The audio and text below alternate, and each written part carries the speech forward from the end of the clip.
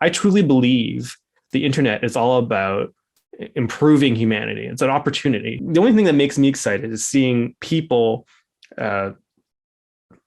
grow, develop, do better, and help other people grow, help, and do better. That's very exciting. I see a lot of agencies, they list on their website like 40 different technical skills like SEO, SEM, PPC. Clients don't know what those things are. They don't care.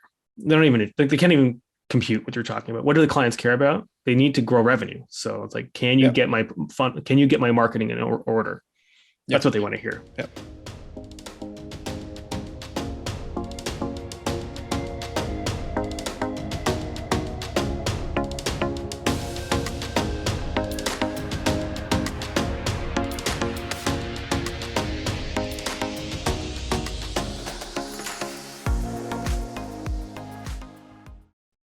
Hi, everyone. Today I've got Sunir Shah, who is the founder and CEO of AppBind, a subscription manager for agencies, as well as a channel for SaaS companies that helps sell their technologies and partnerships.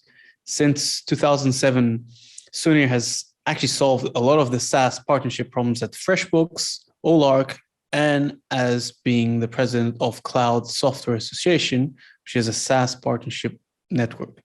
Sunir, thank you so much for actually being here today with us. I hopefully will be able to ask you some expert questions that I think you are the right person to ask related to a lot of agencies and probably consultants as well have when dealing with clients.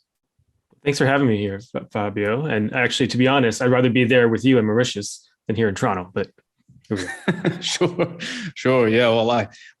I would probably say the otherwise. I'll probably be just a few months in Toronto, just get a bit chilly because sometimes here is just too much, even under aircon or whatever. Because the world is so small now, and I'm doing these podcasts. I was talking to Jürgen Strauss, who's in Australia, and I was in Toronto, and we're doing the prep interview. And I was skating with my son. He was doing hockey. It was like snowing, and I was skating around on the phone doing the prep interview with Jürgen. And he was in Australia, where I think he was literally on fire during the interview because you have to be. I think it's so hot in Australia. Right? Yeah. I was like, can we exchange the weather over Zoom? That would be a good improvement to this platform. Yeah, sure. Yeah, no, it gets probably 50 Celsius at some point there, like especially in the areas that's very desert. And apart from not having any animals that would try to kill you, I've heard some stories, and that's pretty hectic. Well, Mauritius is better. We all know that. That's why you're there. There you go. Yeah. Well, you can just walk around. No one's trying to kill you in the sense of animals. So that's fine. I've already derailed your podcast. Well, I should segue back to it. There you go. Anyway, so I mean, I guess like where can we start? I think I wanted to understand actually what AppBind does and what was the idea behind it, and so we can probably start with that to see how this actually what kind of problems it resolves, so that our listeners and our viewers can actually understand. The problem that we're trying to solve is a very, on one hand, a deep problem, and on another hand, just a problem that you might have on a Tuesday afternoon, like any given day, as a digital marketing agency or whatever. And I like to give this analogy a little bit differently. So if you look at a plumber, like a typical plumber, if my basement was leaking, my plumber would not make me go to a hardware store to buy my own pipes, valves, and pumps. In fact, I just had a plumber come by the other day, and he didn't have a part. He ran and it took 30 minutes, went to the hardware store, got a part, and came back. That's what I would expect. I didn't have to do anything. He came in and fixed my toilet in that case. And that's what I would expect. But if your marketing funnel is leaky, let's just say marketing, we're talking about marketing agencies, your marketing funnel is leaky.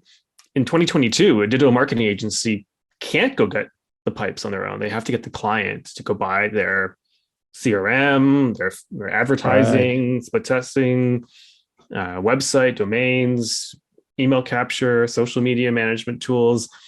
And why is that? It's because of the subscriptions, right? Because how do you buy these things so that you can manage them, but the customer owns them because it's all their data? And how do you pay for these things? These are ongoing recurring charges. It's a lot of financial risk for an agency and a lot of bookkeeping. But really, And here's the real rub of why it matters. So we're actually doing B2B, like a plumber fixing my house is, I'm a consumer, that's one thing, but like in a B2B context, this is how I grew up. When I was 18, I was a software developer in 1997, worked for a Microsoft system integrator. And the president of that consulting firm, she said to me, Sunir, look, they had 200 people, right? They were pretty large. Like she said to me, Sunir, whatever, we're not selling your time to this client. We're selling systems. The product we're building is not you. It's the system we're building behind, because once we leave behind a system, we get to maintain it, right? For 3 years. We got that's a common 3-year maintenance contract. But if you're maintaining a system, you're month after month, quarter after quarter, you're talking to that client, right? And then you can find places to upgrade that system, change it, maintain it. There's more things you could sell them. In the future, those become tenure clients, right? And that's a pretty common thing. And it used to be the way with marketing agencies too, as well. I mean, if everyone has watched Mad Men, Don Draper.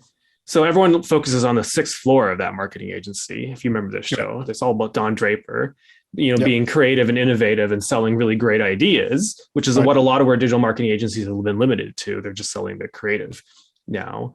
But, that's not, those agencies never sold the creative.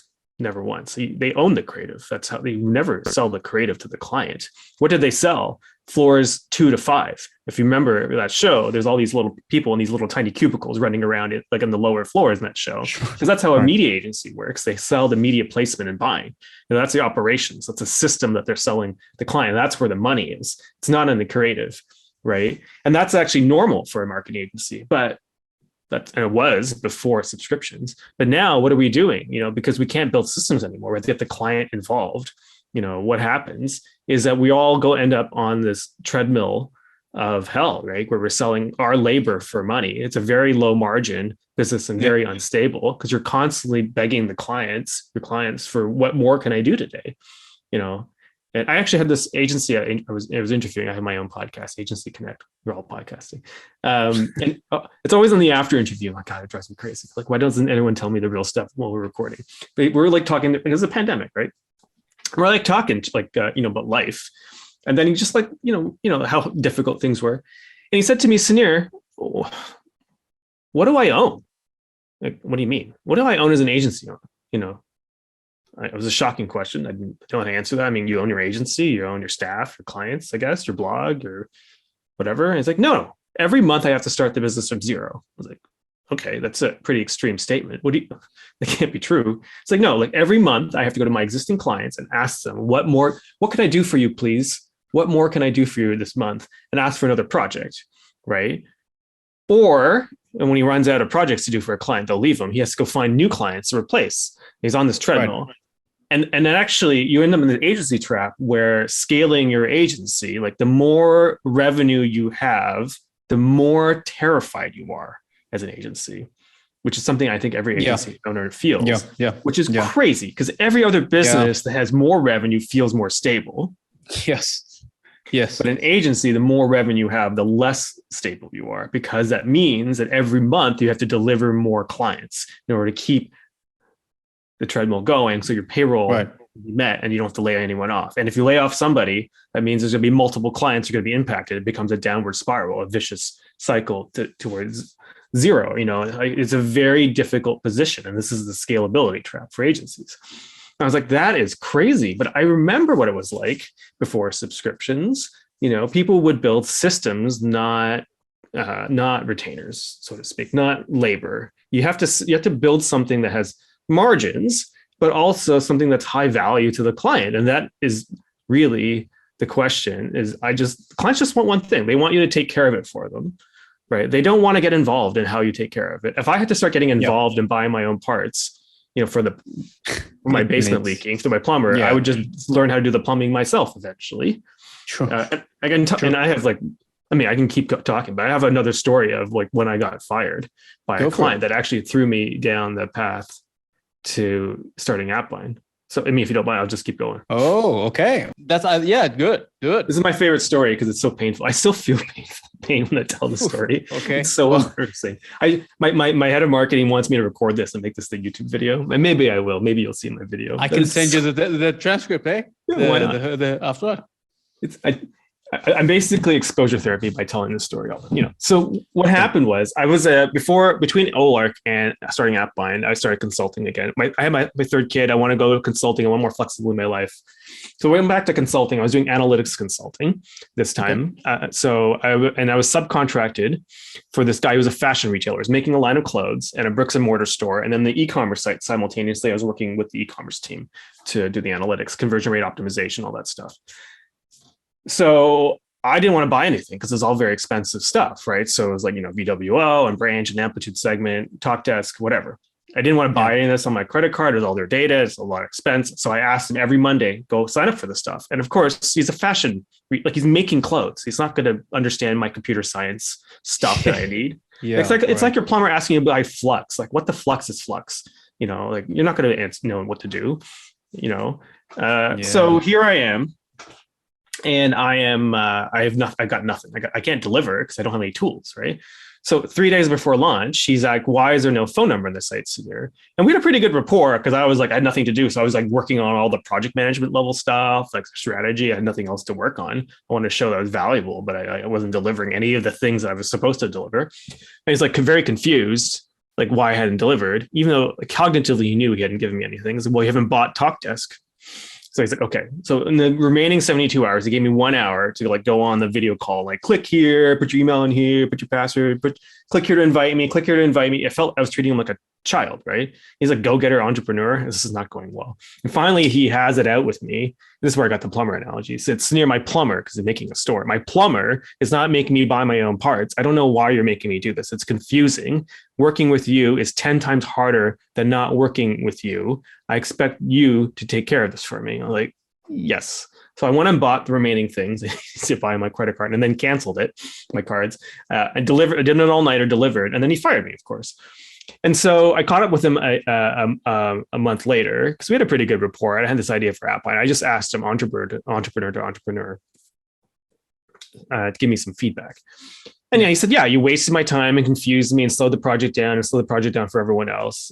But he didn't understand. Yeah, that was bad. And then, of course, I didn't understand. I don't know how you can be a business. You can't control your own time. Didn't you do an all-nighter? I'm like, yeah, I had to do an all-nighter to deliver on schedule because I couldn't control when I even began work because I couldn't get any of my tools. It's like, yeah, that's crazy. It's like, okay, true. And I asked him at what point, when did he decide to fire me?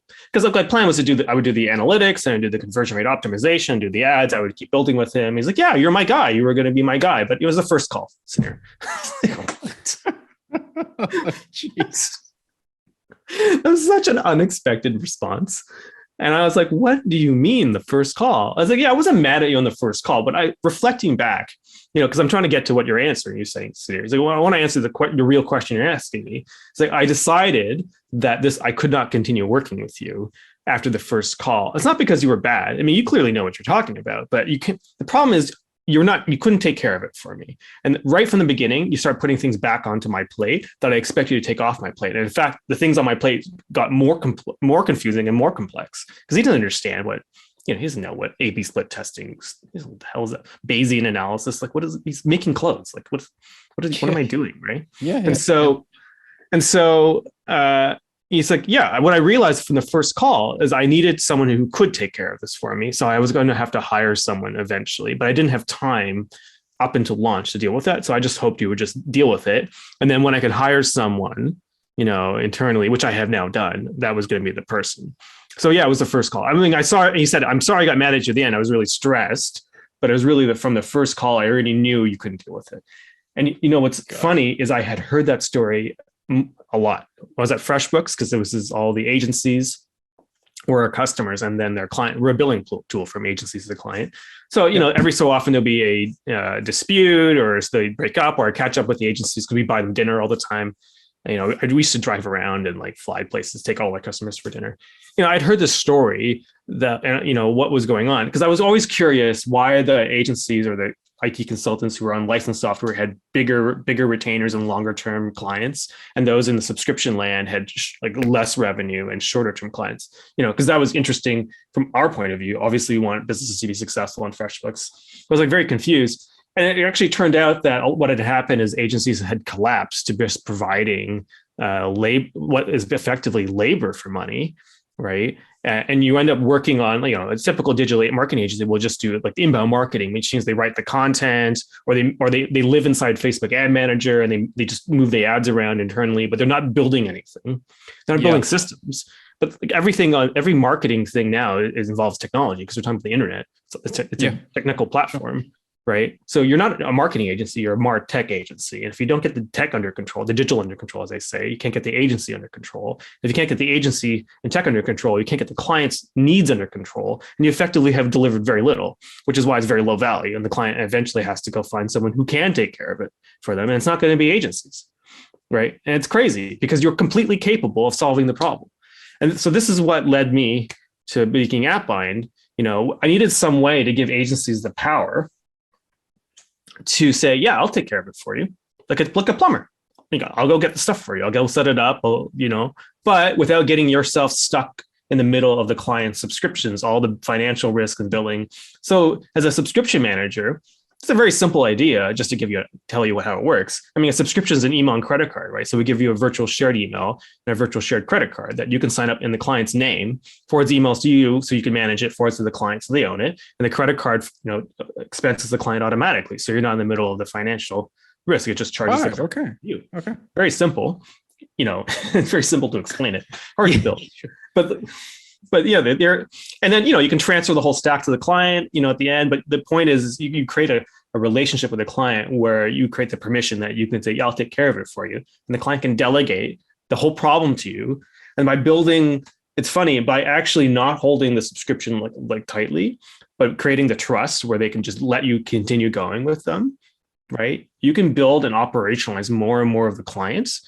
And they're going to just keep you around for a lot longer because you're actually delivering more value, more results, presumably, and they're higher margin because you can bring more technology to play. And maintaining technology is something, it's a lot easier to maintain something that you've already built than to start a new project every month in order to show value to the client, which requires a lot of human creative skill, right? So that's the only sustainable path to growth, where you're more revenue for an agency actually means that you are a more sustainable agency. It's like the whole problem agencies have is scaling. It's like, because you're putting your only product you have is humans, right? You need to have tech as a product, and you are a tech company too. But plumber doesn't make their own pipes, but they make plumbing systems, right? You don't make the software, but you make marketing systems, right? It's the same thing. So essentially, to give in for my own understanding is that AppBind would be able to, so let's say client needs WordPress, and then he needs, I don't know, Facebook ads, Google ads, and then for the sake of it, some funnel or email marketing itself. So you'd be able to kind of connect everything in one place, and then the agency would kind of just do everything without actually speaking to their clients. The client gets billed every month, and they're kind of almost independent, and they just do their thing in terms of surfacing the client and pretty much. And you don't have to say, oh, John, you forgot about I don't know, we haven't paid, we can't pay this bill for I don't know, active campaign as an example, and so we need you to go log in and whatever. With AppBind, you can actually just sign up, get everything sorted from the day one, and then that's and then you can just manage the subscriptions as you want. Is that my good chain? Exactly. Yeah, it's exactly it. And if you want another analogy, I find people get confused when it involves software because they think it's like a magical different realm. Humans have been working with each other for, since the age of the pyramids, contracting with each other. Why has it changed? When I was 18 working for this consulting company, the structure that was explained to me didn't confuse me at all, because that's how humans have been contracting with each other for thousands of years. Clients call you up, you quote time and materials, they pay you, you deliver the result, and then you maintain it. It's not that complicated. It's been like that forever. Right. And so here's another analogy that may make sense for subscription land. So we had our landscaping done around our house, and actually we have a landscaper who maintains the lawn, the plants now, the weeding and the fertilizing. I don't know how to do any of that stuff. I could learn, but I don't want to. Because they picked all these plants. I don't know what they are, and there's this wood chips, and there's special times you fertilize it and do pesticides. Yeah. So we have them on some kind of monthly bill, and then we have to give them some at the beginning of the year, some expense account. Basically, we deposit some money for the whatever we have to buy during the year, and they drain down the expenses, from the nursery. They give us receipts if we want them. And if they run out of money, ask us for more money to run for the expenses. So they have a time and expenses thing, but they're effectively a subscription, to the agency. And this fertilizer thing, because the plants continue living, that continues going, they need to be maintained month after month. And like what's interesting about that model is I pay the gardener to come every month, but I own my garden, right? It's the same thing with digital subscriptions. Because the data has to be owned by the customer. They own everything. In AppBind land, the customers own everything. They have to, because that's the law. But you get to maintain it, right? As their digital gardener, I guess, or a digital plumber. And it's the same exact thing. And so, what can you buy with AppBind? How is it integrated? Well, it's really anything you can buy with a credit card, right? And so the complexity could be quite interesting. You can do.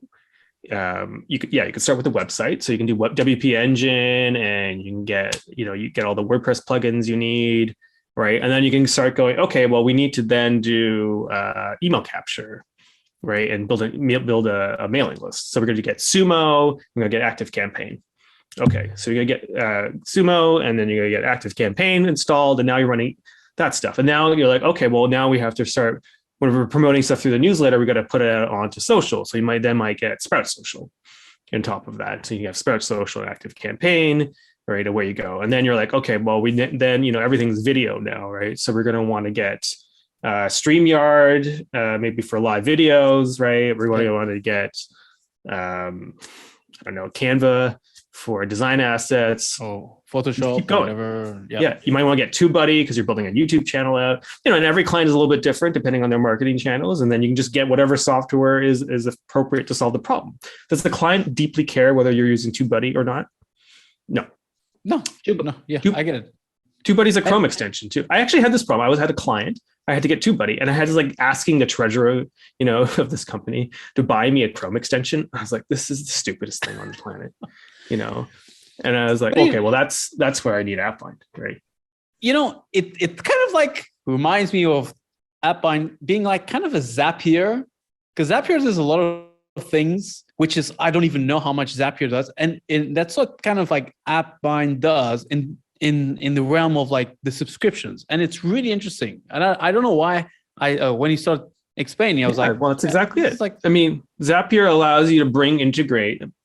Let's say I think 3,000, 4,000, 5,000 pieces of software and make it all work together in some way. You don't even know what you need, right? That Zapier can integrate with, right? And that's the whole point of it. It's just this pervasive glue for the data, and we're the pervasive glue that allows you to expense it all. And it's very easy. We don't need to integrate with anything. It's just a credit card. It's so easy. And then you can start doing, there's so much technology out there. As a marketing agency, you're a technical expert, right? But how many agencies, it's true. I've talked to so many. It's we only do HubSpot and Facebook ads and Google ads. Okay. But is your client's needs limited to what those platforms can deliver? Are you therefore having to use a lot of human labor to do what tools like Sprout Social could do, or StreamYard, or there's all sorts of tools or Zoom Info, or Hunter, or Clearbit. There's a million tools you can leverage. Why would you use it? Vidyard, millions of things you could use. No, we can't do that.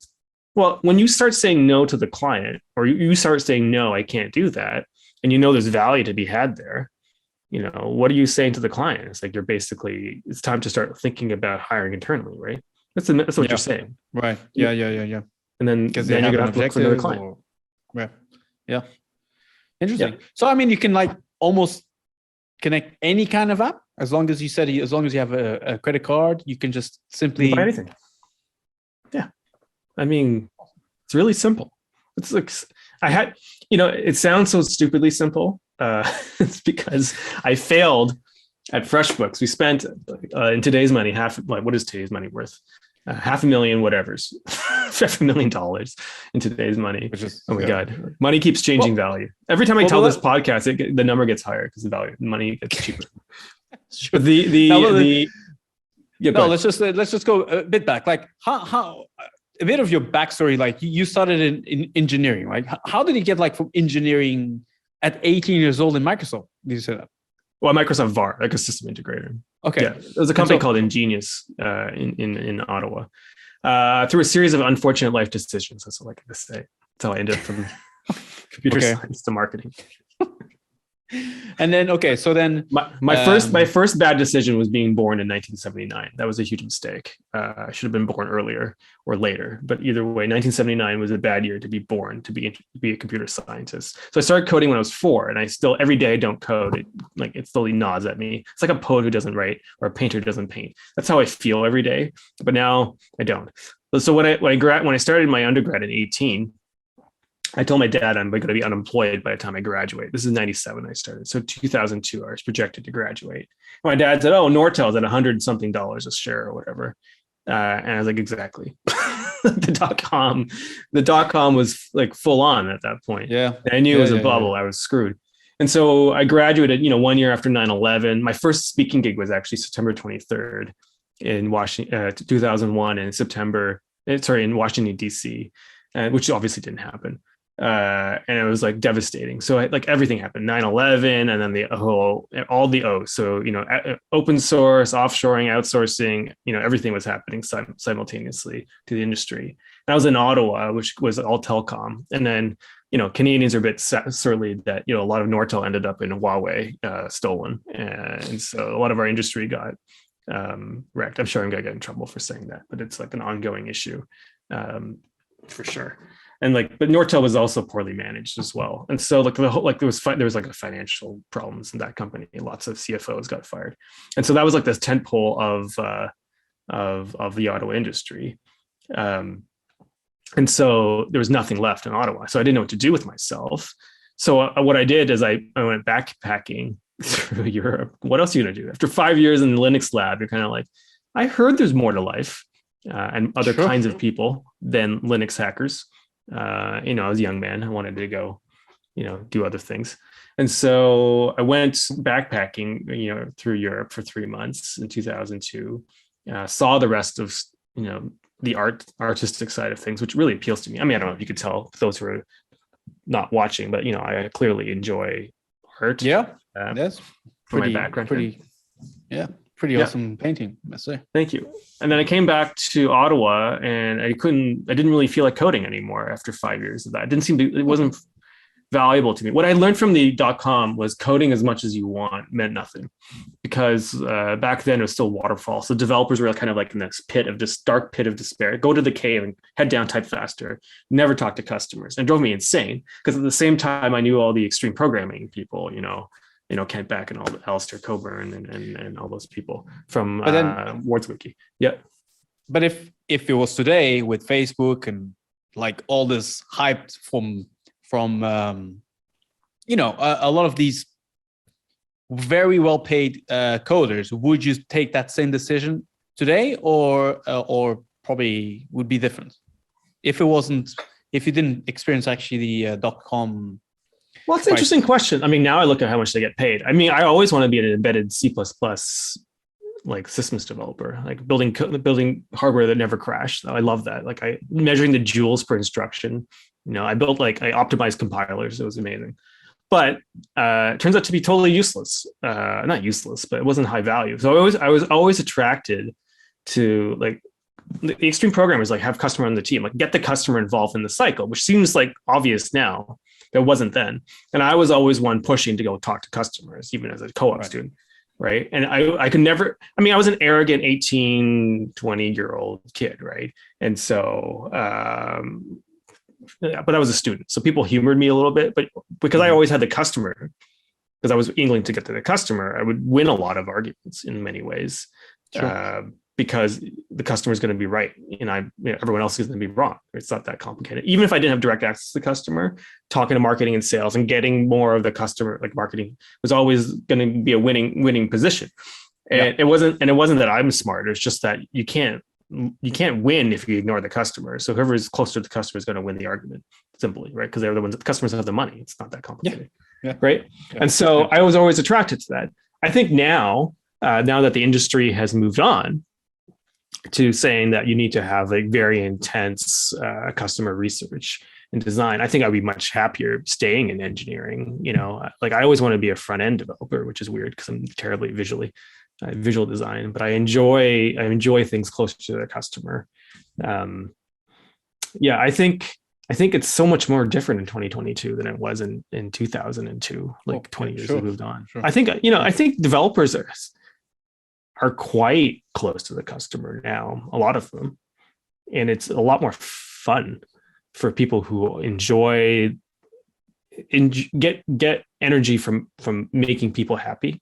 Not everyone's like that, but a lot of people are, and makes development more fun. I don't like being trapped in the Linux lab in darkness for 3 years. I did not enjoy that. I mean, it was very drained a lot of my soul. That. It wasn't that bad, but it was a lot of years in my undergrad. I was just like, there is another half to this species, isn't there? I mean, you're just hanging out with your buddies in computer science. You're like, then what do you think another gender around here somewhere, isn't there? It was like really weird, computer science. It had that culture, right, where you're all just kind of like all of one mind. Yeah. And I like life is so much more interesting, then you get out of the little dark, expand and bring more people in, engage. Like there's a lot more people who could be like, computers are a part of life. Life should be part of computers. I think that's, I hope has been an improvement. I mean, I haven't been to undergrad in computers. I haven't been in the undergrad departments, but I hope that they've been more like less monolithic in their culture than they were when I was in undergrad. Cool.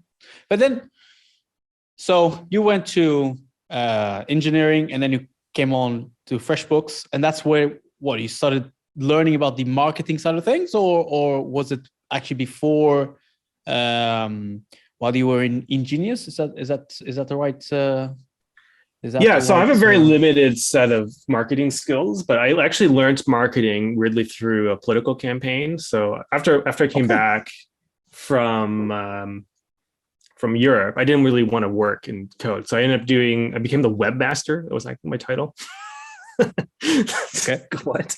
I was like, I have this like big computer science degree, and I'm a webmaster from a PhD site. But for John Manley's campaign against Paul Martin, it doesn't really matter to me. Like the politicians, it was just more interesting to do. I wanted to work in something that was not like the standard stuff, and I was in Ottawa, right? So it was an interesting thing to do, and I learned actually a lot about marketing from politics. I don't really have that many political stripes, but like what I learned about that from politics is very relationship based, especially when you're running inside like an internal campaign inside the party for control of the party. It's all about delegates and it's about relationships.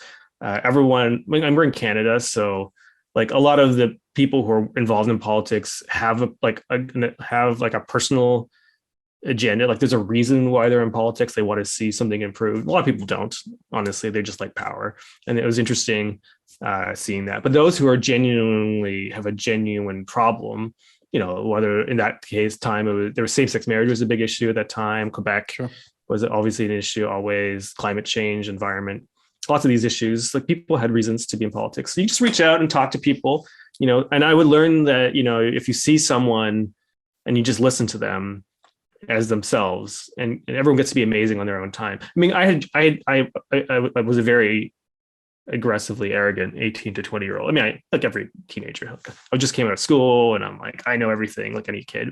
But the more you interact with people, right, the more you realize like there's more interesting people, and then you learn to shut the hell up, right, and then start listening because it's so much more interesting what other people. I know the feeling, right, and that's part of maturity, I hope. Yeah. And so I was maturing at this time, and so I learned a lot about that, and so I learned about community marketing and relationship marketing, and of course I was fairly well known for online community development, which is why I was speaking in DC at the time. I helped Wikipedia get off the ground and all that stuff. So I was really interested in how relationships, human connection, communities, internet and technology work together. It was kind of like my happy zone. And so as webmaster, I ended up building this like online youth community around the candidate, right? And so that was interesting. And then I came to U of T to do my master's. Before FreshBooks, I did sales for social text. I learned a little bit about the sales side of the business, which was a mystery to me. I was a bad salesperson. but I learned a lot from the people who were better at sales. And then at FreshBooks, I started as marketing and community development was my first title, which is not even a title. It's a department. It's two departments. It's kind of weird, but I was the first marketer there. And I brought my way of looking at the world from a design point of view, from a user research point of view, from a relationship point of view to the table, and helped figure out who the customer was and what. And because at this point I learned that the first rule to learn talking to people. This podcast excluded because I'm the one being interviewed, but it's to shut the hell up, right? It's not the other person speaking. Sure. It's always fun hearing your own voice. It's nice being interviewed because it's like reminds me that I have some interesting ideas, some terrible ideas, but some interesting ideas. Anyways, so then I talked to the customer and listened and use their own words and all this stuff. And we laid out the map of the market. I had this whole game. Actually, if you go to sunir.org/risk, I have Sunir's game of marketing risk. If anyone wants to see it, it's great. It's a very quick way to get the whole company on literally in the same page on the same table of who the market is and who the forces are. If you ever play the board game Risk, you basically lay out the market as a big board game of Risk, but each market niche would be an index card and becomes a country. The niches kind of clump together into continents, and the continents will arrange themselves. And it's like it's a 2-hour exercise. You can do tabletop, and it's proven time and time again to be the very, very, very efficient way to get the whole company to actually see the market together and figure out how to organize themselves. So we actually invented that at FreshBooks because I had no other way of understanding it. Anyway, so I started the marketing team there, and I hired my own boss, Mitch Solway, who's my neighbor actually, who lives over there. He's the VP marketing. Digital marketing is beyond me. That's too much. But I'm really into relationship marketing. And so I did community. I started building the community of all their customers and PR and media and blogs. And I started the partnership team at FreshBooks. So we started with, first we thought I'm going to market with solution partners because honestly, when I was in licensed software, I wasn't doing the sales. I sat next to sales, right? They were at a small company, and people would call us up and say, "I love your product. I want to sell a bunch of it to my customers." Like, yep. Where do I ship? Where do I FedEx a whole crate of boxes to you? And then we sell it to you at 40% list. Ship FedEx them a bunch of boxes, salute them, and call it a day. That would be a channel sale. Most software is sold like that, right? Yeah. So I thought FreshBooks would be the same. We just sell. People love FreshBooks. They're going to sell it to their clients. Then immediately we hit this mud of subscriptions are impossible to resell through partners. So they can't buy it and sell it to their customers. It's impossible. All these issues, owning the data, the billing, all this stuff. Yeah. So I was like, that was my first partnership call. I immediately failed, but then I found that the integrated partners, like the technical integrations, were actually better partners. Because the difference is that software, at least on the internet, is on the network, and so it can be integrated with other software products. And so that was actually where it became the most dominating form of partnerships for the first iteration of SaaS. And then out of that, we built the Cloud Software Association, which is now 4,000 SaaS partnership executives, all trying to work together.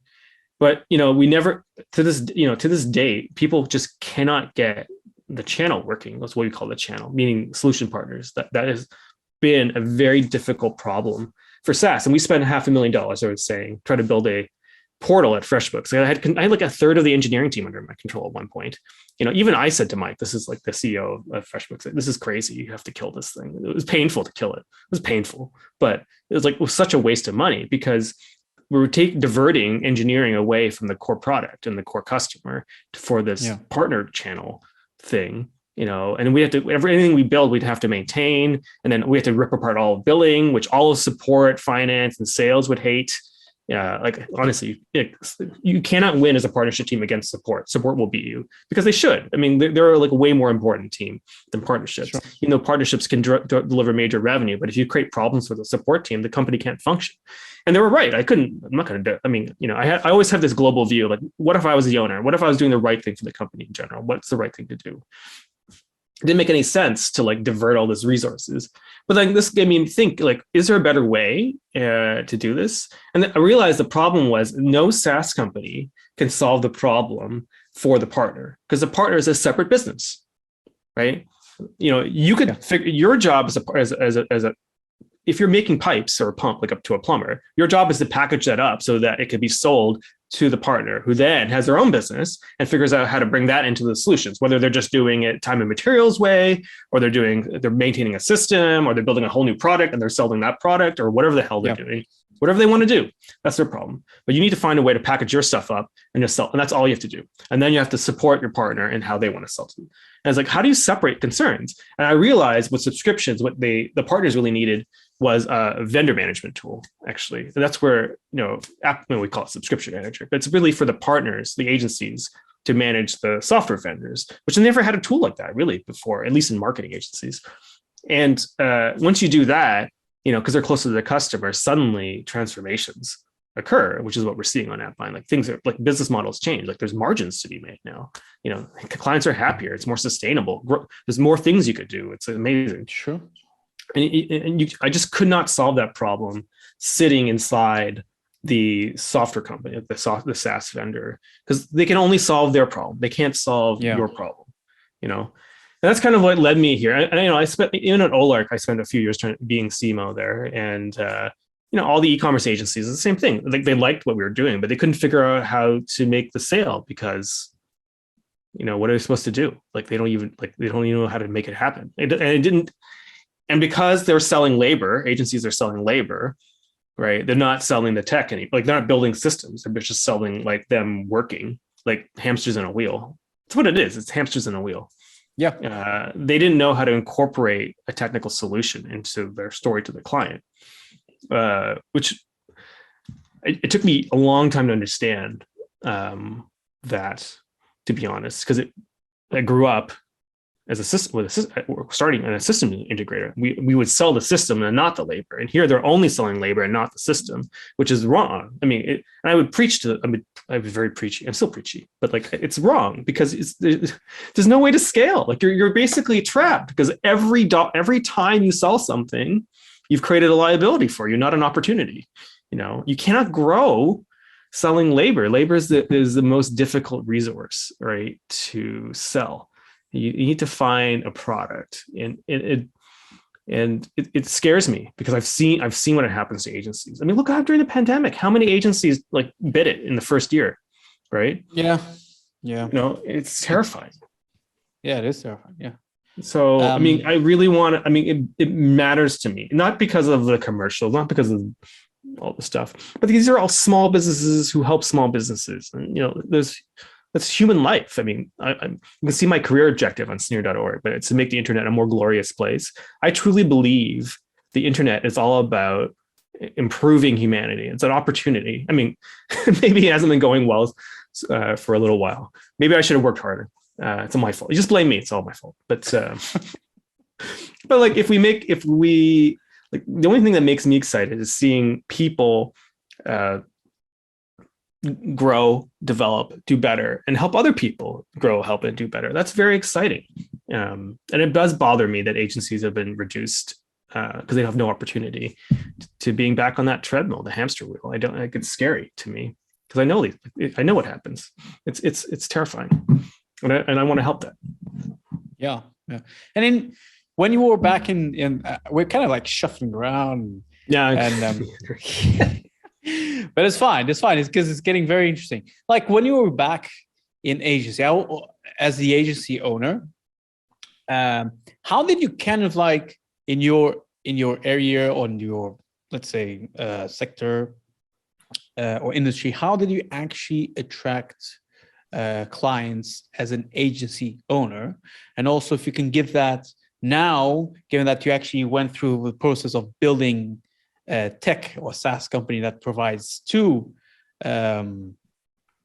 agencies, how also did you kind of like launched AppBind and told people, hey, this exists, you should check it out? Let me answer the first question because it's more interesting than the second question. I mean, we're doing all the standard SaaS marketing stuff. So I just hired a digital marketer. So he's great. So Jason Flagel. So we're going to do more, but it's all of the standard, ads, content marketing, SEO, sure, partnerships. But like what's more interesting, like as an agency, how do you grow? And so this is actually very interesting. So when I left Olark, so I've been jumping back and forth consulting SaaS my whole career. And then FreshBooks was kind of like a SaaS product for agencies. So for me, this is all how I think and feel. But I left Olark with my third kid, Jew. I quit because I wanted to I'm Canadian, they're American, and I just wanted to have the more flexibility, right? Like we have more leave than they do, right? And so, but I didn't know how to consult. I was like scared because I have real liabilities, I can't keep that. Like my wife would be off for a year. I mean, she's a doctor, but like we're not poor, but like she's not going to make any income, right, during that year that she's not working. And so, there's a lot of like pressure now when you have a householder, with children and all that stuff. I was like really freaking out. I'm always freaking out when I have a new kid coming. And so I worked for, first I kept it secret that I was quitting. That was a huge mistake, which I quickly corrected. I started then telling people openly that, I'm available to contract. And surprisingly, there's actually a lot of work to be done for competent people. Now I will have an advantage that I'm well known. I have this trade association, so it was actually fairly easy to find work. Once I started opening my mouth, that I'm a competent person. But I think, first rule is build a community around yourself if you can. But otherwise, just show to the people that you are competent, like put your expertise out on display, because the biggest risk is that can you do it or not? And, if you hire a plumber, again, I go to HomeStars, but there's like Yelp or whatever. People are just going to look at what's being said around you, whether you seem competent or whatever, right? They just want to know, do you have some skills? So I know people's websites are terrible because, cobbler's shoes, that's what they say is always the worst. But it's worth investing a little time at the beginning to like get some basis of your expertise online. Second thing, I worked for these other consultancies because I didn't know what I was doing. And I actually realized working for them, they didn't know what they were doing either. Because I was a CMO, so I was hiring a lot of contractors and agencies. I know how they were pitching the clients wasn't working. I could see that. And I could see, like, I put myself in the shoes of the client because I had just finished being a CMO. We contracted out a lot. And I was like, this would never work for me. I would just throw you out, And what I would do is I would talk to the clients after the pitch meeting, and they were just befuddled by this whole experience. So what agencies typically do is, I don't know why, but they sell more anxiety to the client. It's like they try to make the client more anxious, thinking this will generate the sale. And in fact, I'm guilty of doing this. I got some feedback from one of my BFFs in a sale I was making for AppBind that I was causing them more anxiety rather than making them feel more in control. Not because I wanted to, it was just a mistake in my communication. I was like, okay, this reminds me of this plumber analogy, right? And so, I didn't have this plumber analogy at this time, but now looking back, I realized this. Clients really are always freaking out all the time. This is what I learned talking to these clients. They're freaking out already. They would not come to an agency if they had this under control using their internal organization, right? For whatever reason, they don't have the team, the time, they don't have the trust, whatever it is. Okay, there's something going on internally. Right. They're already behind schedule. They already feel incompetent as the CEO or whoever is hiring you, because it's their responsibility to deliver, and they're already, everything's not going well, so they're already freaking out. And all they want you to do is to say, "I'll take care of it for you. I know what to do." Oh, great, perfect, right? And then, but there's a little bit of a dance around trust. What I realized is that when you tell the client all the things they're doing wrong and all this stuff you can do better, and then you're so much smarter than they are, they actually feel worse inside working with you. And what they really want to do is feel better working with you.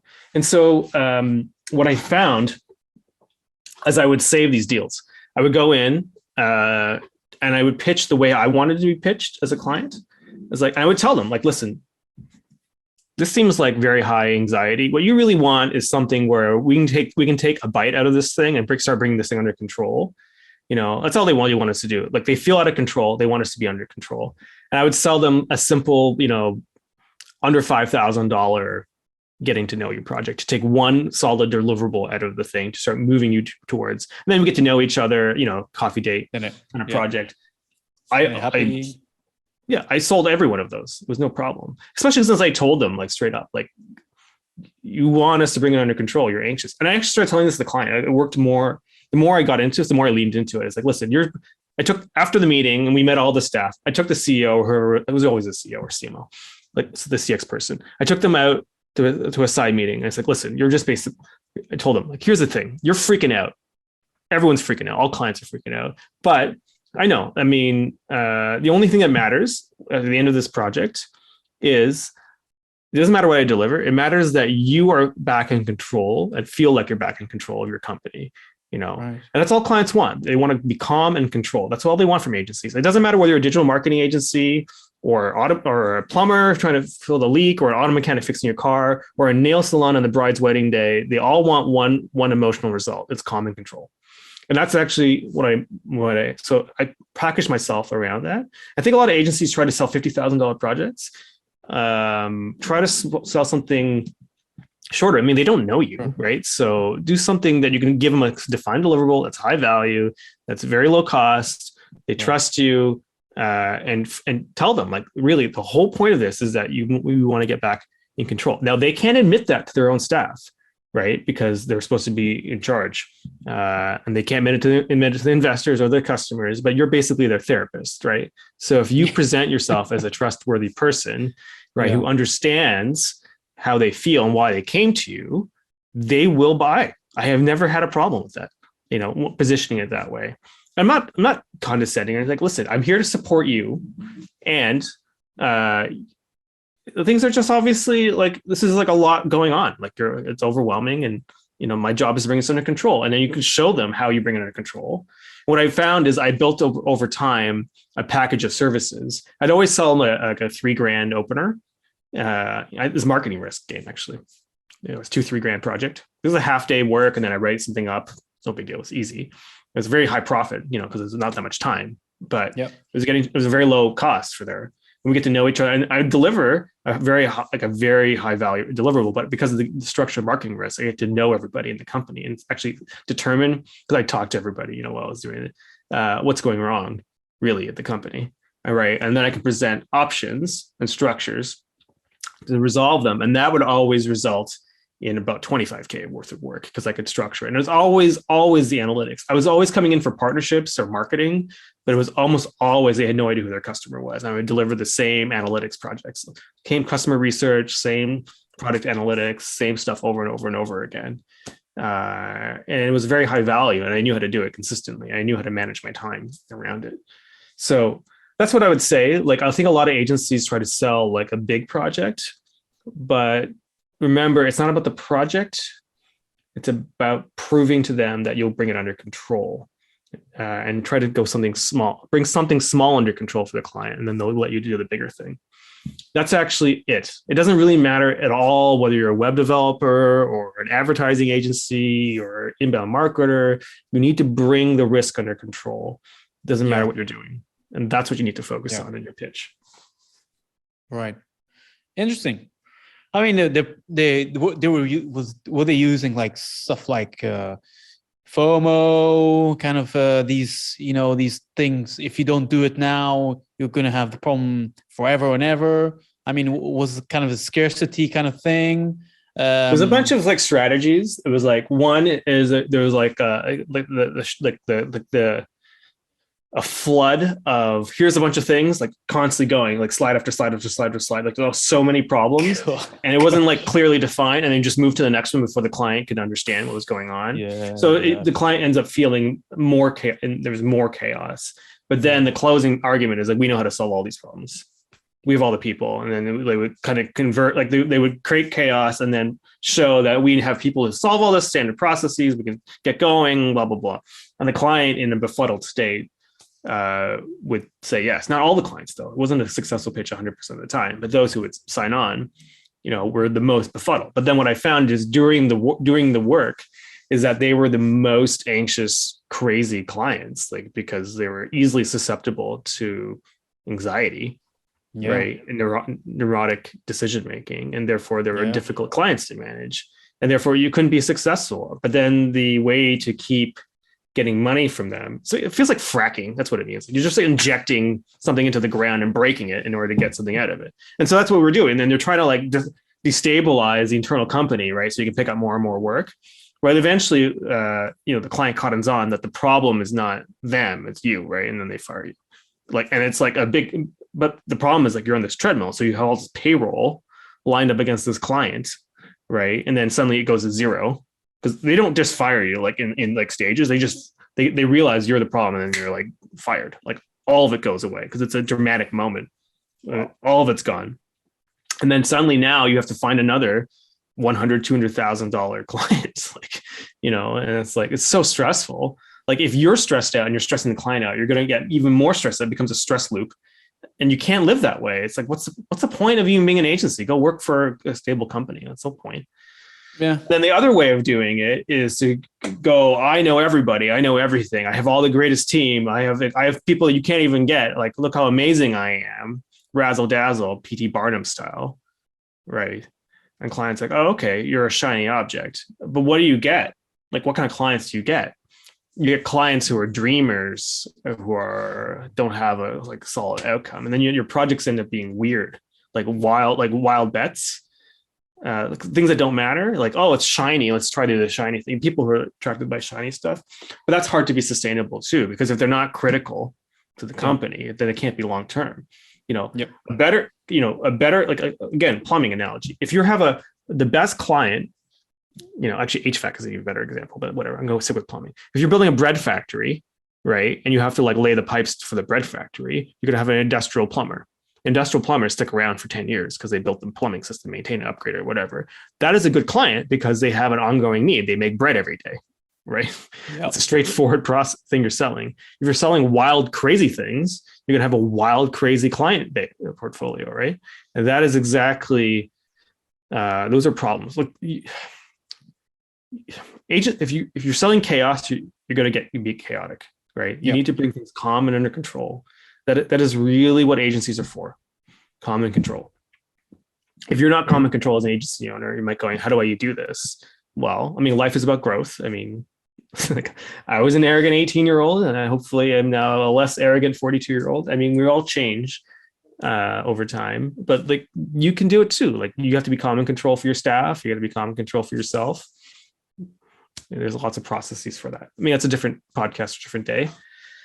But that's what, that is my big preachy message to agencies is like, what are you really in it for? You're in it to take chaos and bring it to order, right? That's your job. Right.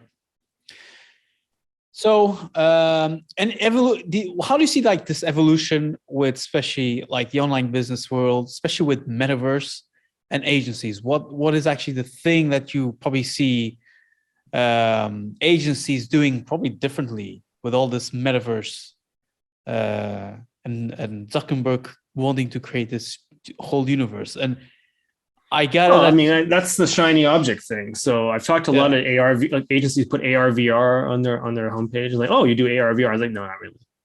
And it's just a shiny thing to make you look current. It's like it's just professional dress. It's like wearing a nice suit. Like you have to keep up with the fashion. Right. So that's kind of what it is. There might be real metaverse projects, but I doubt it because there's no real market there. TikTok is a more interesting market. So I see a lot of TikTok agencies now, but they're actually doing real substantive work, right? Because it's not about TikTok.